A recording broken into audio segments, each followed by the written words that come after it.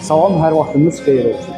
Çox hörmətli qonaqlar, çox hörmətli dinləyicilər. Bugün Azərbaycanın çox gözəl məkanlarından olan Sidona Holdayıq və bu məkanda mən Nur Rasimovlu və səs rejissoru Cavid bəy ilə birlikdə bir gözəl ailənin möhtəşəm nişan gününü idarə etmək üçün dəvət olmuşuq və ansamblla birlikdə inşallah irəliləyən dəqiqələrdə bizim çox möhtəşəm ifalarımızla sizlər təbii ki dinləyəcəksiniz. Sizlərə xoş dinləmələr, xoş istirahətlər.